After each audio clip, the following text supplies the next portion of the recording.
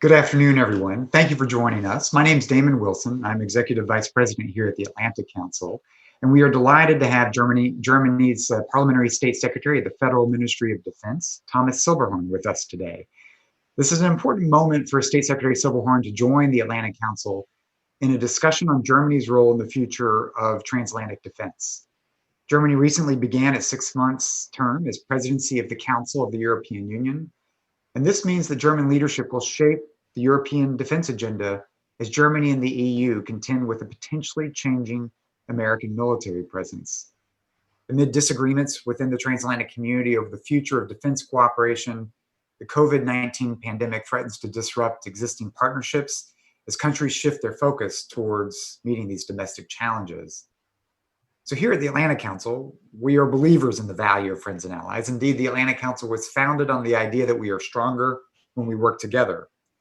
We also realize that our partnership must adapt to changing geopolitics and global dynamics to remain relevant. And that's what this conversation will be about.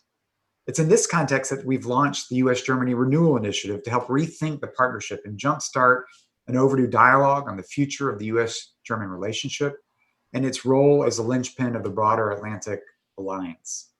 Today's events with State Secretary Silberhorn is organized by the Council's Future Europe Initiative and the Scowcroft Center for Strategy and Security. It's intended to further this important dialogue about the future of the alliance. We're grateful for the State Secretary for joining us to discuss Germany's priorities on current military operations, EU defense, and opportunities for strengthened transatlantic defense cooperation. Our guest is a member of the German Bundestag, and he's served as Parliamentary State Secretary at the Federal Ministry of Defense since 2018. We last had the opportunity to share a stage together, I think last year about this time on the Adriatic coast. And today its physical distancing has shifted us to this platform, but nonetheless, it's a pleasure to welcome you to Washington. And next time, I hope we're all doing this in person. Today's conversation will be moderated by Dr. Fran Burwell, who's a distinguished fellow at the Atlantic Council and an expert in transatlantic relations. I want to remind everyone that we welcome your questions. We want you to submit your questions through the Q&A function in Zoom at the bottom of your screen, and join in the conversation on social media by tweeting your questions to the hashtag #StrongerWithAllies. With that, let me turn the floor over to Fran. The floor is yours. Thanks very much, Damon. And State Secretary Silberhorn, it's a real pleasure to have you here with us today, and let me welcome you to Washington. I understand you are most likely the first European visitor to the Pentagon in several months. So welcome, and I hope you travel safely. We have just seen an extraordinary European summit, and I think it actually demonstrates how the European Union is trying to move forward. But defense was a relatively small part of that discussion. So let me back up and say that when the new European Commission came into office in December under your former minister, Ursula von der Leyen, she identified 3 priorities: the Green Deal, digital economy, and Europe's role in the world. So as you look forward now, as Germany takes over the presidency of the EU and chairs discussions and sets at least some elements of the agenda, how do you see European defense fitting into this idea of an enhanced European role in the world? And what are your priorities as Germany in the next 6 months? And maybe you could put 3 up at the top of the list for us to talk about. Thank you for this question, and thanks to the Atlantic Council for the opportunity to have this conversation. Indeed, it's quite a good message that the former German Defense Minister Ursula von der Leyen now is the president of the new European Commission. So I am convinced she will keep defense policy in her mind and do what is necessary to foster our European defense strategy. During our council presidency, we will contribute to this sort of not only explaining but defining our clear and added value in European defense policy. The 3 focal areas you asked for, I would say, first, we have to respond to the corona pandemic, not only in the medical regards, but also in a broader sense, our responsiveness to crisis in general. And we plan to make this very concrete. The establishment of a European Medical Command is the one visible deliverable we want to achieve during our Council presidency until December this year. The second priority of our Council presidency will be the strategic compass, because we made the experience that it's absolutely necessary to convene with the European Union member countries on the priorities in our defense policy. And this requires not only a joint assessment of threats, but also clear answers how to act or react in defense issues. And that's why we set up this strategic compass high on the agenda of our European Union's Council presidency. And again, we want to deliver until December in this regard. And the third focal area of our engagement is to deepen again our cooperation between the European Union and NATO. Our understanding as German Council presidency is that our defense efforts, both in EU and NATO, have to be fully complementary. So our European pillar goes fully in line with our NATO planning, and the stronger we are as European Union in defense policy, the better, the stronger we are in our transatlantic partnership. And I think our Council presidency is a good opportunity to stress again this complementarity of EU and NATO. Thank you very much. Let me first off remind the audience to use the Q&A function at the bottom of their screen to ask questions. I'm going to ask a couple of more, but I do very much want to engage the audience in this conversation. Let me press you a little bit on this idea of a strategic compass. The EU is well known for an affinity for process. And it seems to me that we had a global strategy in about 2015, 2016 that laid out some ambitions for the EU. How does this differ? And how can you use it to get everyone on the same track? I would note most recently, we've seen the French off supporting a different element in Libya than most of the rest of the Union. So it's clear that there's not unanimity of views across the foreign policy agenda. So how can you use this? How will it be different in terms of how it is used than the global strategy a few years ago?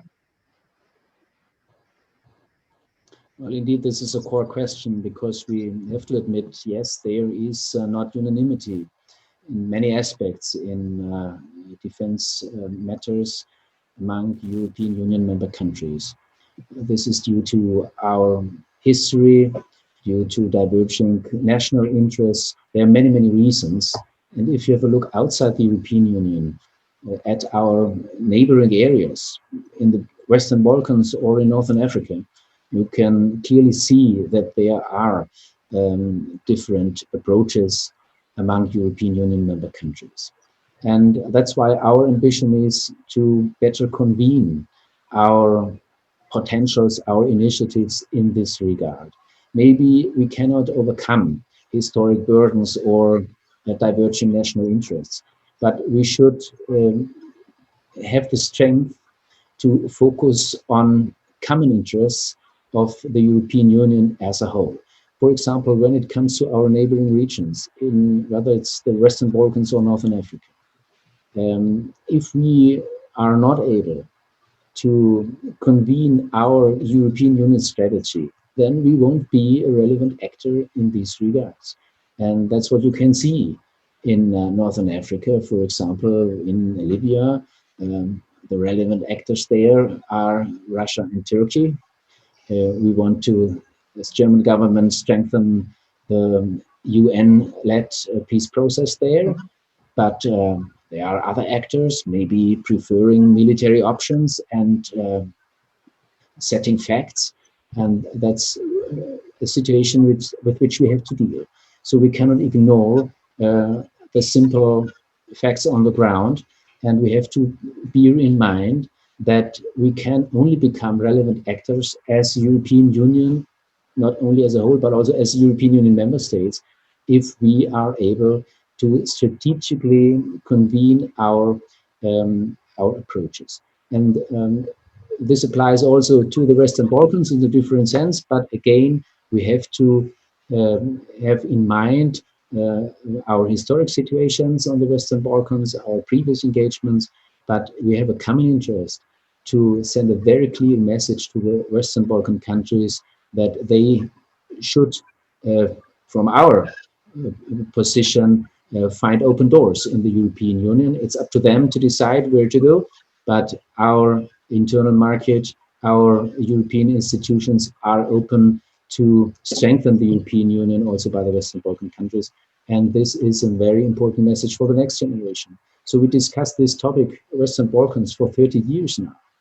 And if I go back to history, it took 7 years after the end of the Second World War until the establishment of the European Economic Community. 7 years only.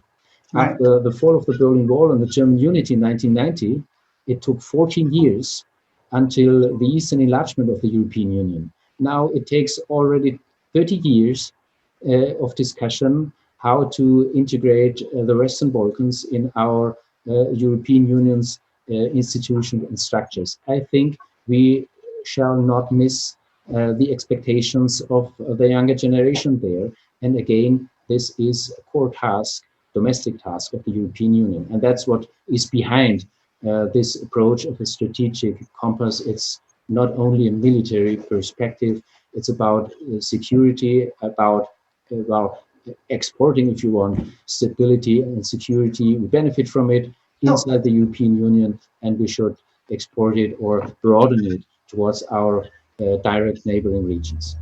So, but let me push you a little bit. I fully share the ambitions, and I'm a big supporter of what you're talking about, but you've also presented what I, as a Europe analyst, might see as a very German perspective, one that looks to the multilateralism of the Union as a way of moving forward. Do you believe that some of the other member states that have been less focused on European foreign policy are gradually moving in this direction? And I know it takes a long time for different views to cohere together, but we now see a strengthened Franco-German partnership coming out of this summit, I think, that is something that it has not been for several years. And I wonder if you see that as something that is going to help you bring more coherence and not just, you'll forgive me for saying this, but not just Germans wanting to make this happen. So do you think you're going to be able to make a real difference this particular time in getting more coherence? Just briefly. I think I understand what you mean. And indeed, it's our German experience to set on multilateralism, because this was our way back to the international community in the Cold War times. And what is now to do, I think, we have to get a global perspective on our foreign and security policy, both domestically in Germany and in the European Union as a whole. We can only address global threats if we get a global perspective of these challenges. And with a look to cyber threats, for example, or space, these are new dimensions we have to include in our approaches of defense and security policy. And yes, we have to come to action as well. So the ability to act is at stake of the European Union. And I have to concede this concept of multilateralism and strengthening a multilateral rules-based order has to give answers also to the question what we are willing to do in the case that this multilateral order is violated. Mm-hmm. And in this regard, I say it as my personal position is, we have to be comprehensive. And this means we have to have all the options on the table. That does not mean to prefer military options or to look at military mandates and interventions only. But as long as, if you take Libya, actors are on the ground setting facts who prefer military options, you won't achieve our goals for stabilizing these regions by leading debates only. So that's what I mean with getting a global perspective, having all the options at the table, and then convene our potentials in multilateral institutions so that single actors cannot ignore it. Right. Right. This is, I think, the added value of multilateralism, and thus this is our understanding, to strengthen multilateral institutions in a way that the single actors preferring other options cannot ignore this convening power of multilateralism. Very good. So a comprehensive view that will bring everyone together. Let me turn to the summit that we just had, which was not about defense, but about the budget. But budgets are defense, as we know. And here, this was the first time that we had anything related to European defense in the budget, I believe. It wasn't in the past 2014, 2019 budget. But the Commission proposal was cut significantly. And particularly, if I could turn your attention to military mobility, which was cut something like 74% off the proposal, 70-some percent. Do you believe you have enough funding there? Are there other ways that the funding could come in? Military mobility is something that has been important both to NATO and to the United States, looking to the EU to enhance the ability to move forces across Europe. I would say there's always too little money. This is the essence of the currency, because money has only value if it's scarce. And with respect to the European Defence Fund, we have to admit that it's the first time we establish such a fund. So yes, there were more ambitious plannings, but it's no reduction. There is no cut because we didn't have this fund before. So it's the first investment in this regard. And this is an important message that we enable ourselves via this European Defence Fund to bring acts to our papers. And yes, of course, we always can do more, but I think there have already been significant messages for improving our military mobility. When I may remind you to our Joint Support and Enabling Command we established in Ulm in Germany. So in particular, as German government, we see military mobility as a core capability we have to provide as a country in the midst of Europe and in European and NATO cooperations. Very good. Let me turn now to the impact of European defense cooperation on the transatlantic partnership, which I know obviously we're the Atlantic Council, and that's a real priority. And you're here in Washington, so I'm sure this was something that you've discussed at the Pentagon. And one of the top priorities or areas of discussion over the last 2 years has been how US companies can interact with European defense cooperation, including getting funds from the European Defense Fund and what kind of participation they can do in so-called PESCO missions. So I wonder if you would speak to that and to how you plan to use the presidency to resolve what has been, let's say, an uncertainty since the EDF and PESCO were put on the table. Well, for years, the core argument from the United States was that we Europeans should do more in our own defense. That's what we are doing now. Also in this permanent structured cooperation PESCO, there's a variety of projects that has been initiated. It requires some money, yes. And there's the pending question of a third state's participation. We are strongly in favor of such a clause. We need an agreement that opens, well, in the end, our European market for, yes, competitors from outside Europe, but our core interest is to deliver better in our defense. And this requires some competition and the best solutions. And that's why we use competition within the German procurement processes, for example, on the basis of EU regulations. And when it comes to permanent structured cooperation, there is a core interest of the entire European Union, for example, to keep the Brits on board. So I would discuss this question not only with respect to the United States, but the Brits are just leaving the European Union. They are a permanent 5-member country. They have nuclear arms. They are a global actor. It's a core interest of all European Union member countries to remain in close cooperation with the UK when it comes to defense in Europe. And I'm convinced this should also be the perspective, the position from the UK side. So I would be open also for contributions from the United Kingdom. Why not for the European Defence Fund? Why not for common European defence projects? And a third-party regulation would broaden our opportunities in Europe. We are strongly in favor of this, and I can't now give any prognostics, but I would say we should make progress during our council presidency this year. Great, thank you very much. I'm going to open the floor to questions from the audience now. I've seen them coming in. Let me remind everyone to use the Q&A function down at the bottom of your screen. Let me ask first from Elbridge Colby.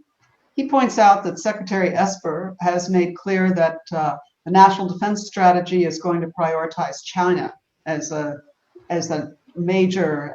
primary challenge to the United States. And of course, this has implications for where US forces will be and whether they will be shifted to the Indo-Pacific. And indeed, we're hearing more and more talk at defense talks around Washington now about the Indo-Pacific.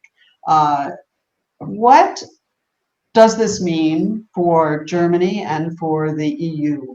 And is there a willingness to step in to American shoes, if I can put it that way, when it comes to contributing to the defense of countries within the NATO theater, particularly Central European countries?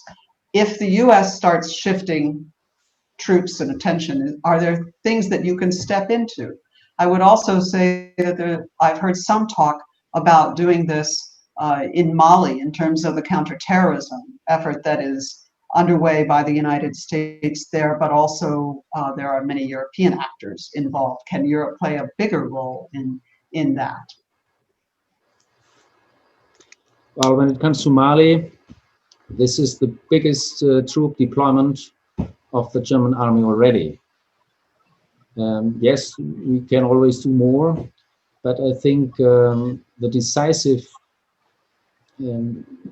strategic approach we need for Mali is first that Mali itself and the neighboring countries take the initiative for their recovery, for their stabilization. So we need ownership. And we won't achieve our goals if we present only plans from Brussels or Europe. Our partners in Africa have to understand the stabilization of their own country as their task. So we often see that our engagements in partner countries are taken as a replacement of own efforts. This is not our intention. We can only open a window for stabilizing a region by deploying our troops, and this should be used to strengthen the local institutions and balancing the economic and social recovery in a country so that the government concerned, the government in this country can take over responsibility. So our intention is not to follow our own interests in countries of our army's deployments. Our intention is to enable our partner governments to take over, and our deployments are exclusively channeled to achieve this goal. When it comes to China, I think this is a question also of understanding, and maybe we will have to discuss more on this also among NATO member countries. If China, the challenge of China is understood as a great power competition on a bilateral basis between the United States and China, I would say this is hard not only for Germany, for all Europeans to step in, because we are no great powers and we cannot compete on this level of great power competition. And if the intention is to change the system in China, I would say this is very, very ambitious. We have 1.1 billion people. We had so many experiences around the world with changing societies. I wouldn't recommend this. From a European perspective, we made centuries of experience in changing others. And our European experiences sometimes ended in extremism. So our intention is not to change others in our foreign policy or defense policy. But there's a different approach I would recommend to discuss. If great power competition is not exclusively understood on this bilateral level of the United States and China, but on a broader approach as a challenge between free and democratic countries versus countries like China that are steered and led by a communist party, uh, then it's a decision whether people want freedom and democracy, or it's a different approach of planned and steered democracy, political orders. This is the core difference. And if this is the common understanding, there could be a partnership approach among NATO member countries to address this challenge. So on a broader level, not bilaterally. And I fully share the perspective and proposals of the NATO Secretary General to strive out a bit to the Indo-Pacific region, because there are some democracies that are directly concerned by Chinese ambitions in the South China Sea, for example. I just name Australia and Japan. I could also name Singapore and South Korea. So far, NATO is restricted to our transatlantic partnership in the Western world and in the Northern Hemisphere. Maybe the future of NATO, of transatlantic partnership, is to strive out to all democracies globally and to keep in mind the potential of the Southern Hemisphere of the transatlantic partnership. So from this point of view, it gets another dimension if you take into account the huge investments of China in Africa, for example. Again, you are affected. So I would recommend to get this broader perspective, not of great power competition only, or not in this understanding of bilateral competition, but on a broader understanding. And then Europeans could step in and bring in their experiences and also contributions to concrete responses. Well, I think it would be fascinating to see some of the countries in that region become more associated with NATO. That would engender all sorts of discussions within the alliance. But I wanted to push you a bit on replacing, that may not be the right word, but stepping in Europe and reinforcing, potentially when US forces have downsized a bit. And obviously, of course, we are all well aware of the proposed downsizing of US forces in Germany. And my colleague, Dan Fried, is interested to know, and I think most of us are as well, whether you received any further information that you can share from your Department of Defense discussions about why this is happening and on what time frame and what will be involved. But I think along with that, we'd also like to hear, Germany has been a leader in the European Reassurance Initiative, a framework nation. Is there more that you plan to do if there's not so much US engagement in the future? Well, this is a quite sensitive discussion. Of course, the decision has to be made from the United States. It's not up to us to decide about troop deployments of the United States, but what I can say on behalf of the German government is that the US troops are welcome in Germany. And I think Germany is a brilliant site for US troops with excellent infrastructure and long-standing experience. And if the US administration decides to deploy troops wherever, I would be pleased to hear some concrete reasonings for that. So any deployment will cost additional money. And if you invest in deployments, it's useful to know what the added value is for those investments. So there might be some decisions of better coordination among all the sites of the US troops across Europe, but I have to wait what the announcements in detail will be. And if there are any deployments outside Germany, I made this experience 6 years ago already. So big deployment in my constituency in Bamberg has been not only downsized, but cut and closed. Germany will be able to handle the consequences. So we are not in a position like other European countries where colleagues said to me this would affect the stability of our government. This is not the case. But of course, we have a long-standing and trustful cooperation in Germany, and we see it not only in exclusively German, but primarily in the US interest to be deployed in the center of Europe. And of course, it's a question of the stability and strength of the alliance. And that's what I would like to remind you.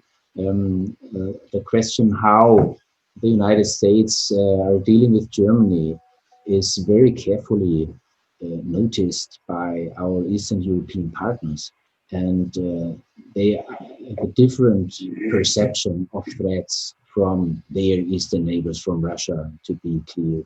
And that's what we also had to learn in Germany, that the messages for stabilizing the eastern flank of NATO have to be very clear.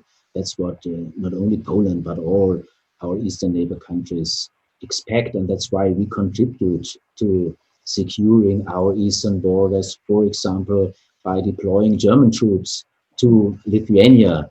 We have a EU battle group there, and we contribute to the quick reaction alert in Estonia. These are clear messages. And when it comes to changements in the US policy towards Germany and Europe, I would say we should keep in mind the impacts on the entire alliance, and we should be very clear in our messaging towards possible adversaries. So to again name our engagements of the German army in Eastern Europe, this is a clear message not only to our partner countries that NATO stands behind them and Germany stands behind them. It's also a clear message to our own public that solidarity within NATO is not for Article 5 cases and for emergency cases only. It's everyday business in NATO. And that's what we should make visible. Well, you just stressed the importance of clear messaging to support deployment of troops and to look at the full impact. One of Germany's largest deployments, I think, is in Afghanistan, where you've been part of the training mission there. There's been a lot of discussion in the United States over the last few months about a potential deal with the Taliban. Will the Afghan government sign on to the deal? Is it actually the end of violence in Afghanistan? As a country that has been engaged with us in Afghanistan from the very beginning after 9/11, basically, how are you viewing the future of Germany's engagement in Afghanistan and NATO's engagement? Germany's engagement in Afghanistan is on the military side exclusively linked to the United States. So this is the reason why we deployed our troops there. It's an Article 5 case, the first Article 5 case. We are in Afghanistan, or we deployed our troops to Afghanistan because the United States asked us to do so. Beyond this, we have cooperation on a bilateral basis with Afghanistan, which lasts more than 100 years. which is an important message, and it's known to many Afghan people. So this goes far beyond many different historic phases and political orders of this country, and it creates sound understanding of future cooperation beyond the actual civil war. When the US withdraw their troops or reduce their engagement in Afghanistan, um, our deployment depends on this, of course. We said we are together in and we will go together out. We should do it in a way that we do not lose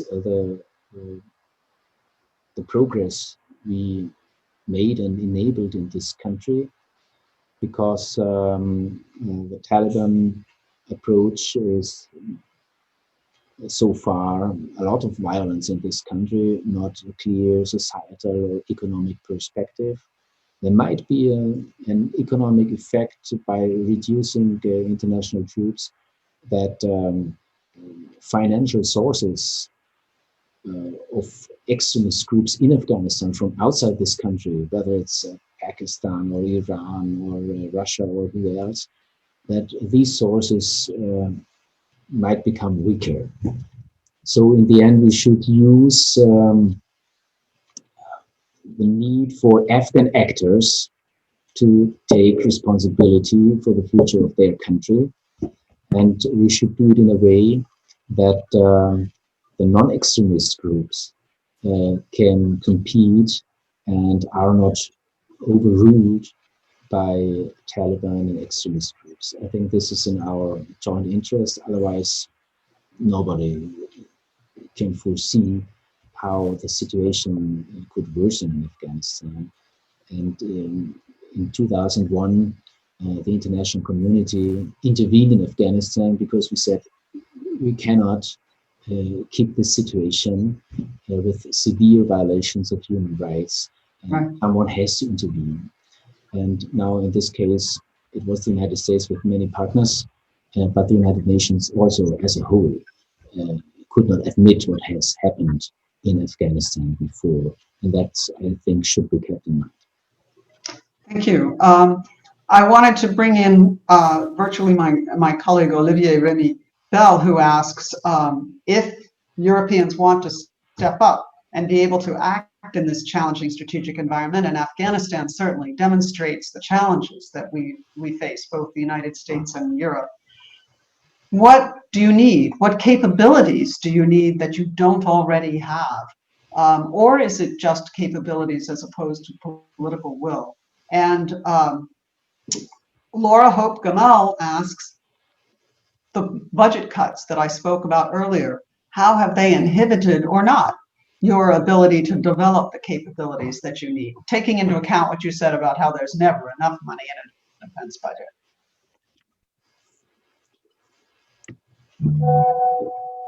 We have a sound capability planning, not only in Germany, but in entire NATO. Our domestic planning contributes fully to our joint NATO capability planning. Yes, there are some lacks to fill, but we are on a good way. And I would say when it comes to the ability to act, this is not a question of capabilities, it's purely a question of political will. And as European Union and as Federal Republic of Germany, we have to coordinate our strategic approach, and we have to decide commonly on our initiatives. So one of the lessons, there are two core lessons for Germany to be learned after the Second World War. The first lesson was no more war from German soil, and the second lesson is no longer alone. So no isolated way in foreign policy for Germany, and that has to be kept in mind when it comes to the ability to act. Minister Silberberg, State Secretary Silberhorn, thank you. So we're going to have to wrap up here now. But wanted to thank you for a very comprehensive view of European defense policy and what Germany hopes to accomplish in its 6-month presidency. We wish you all the best for your continuing discussions here in Washington over the next couple of days. And we also hope that we do see progress. We trust we will see progress with the European defense, both capabilities and process, as well as looking forward to reading a strategic compass over the next 6 months. Very many thanks from the Atlantic Council and our audience for your insights here today. Thanks a lot, and bye.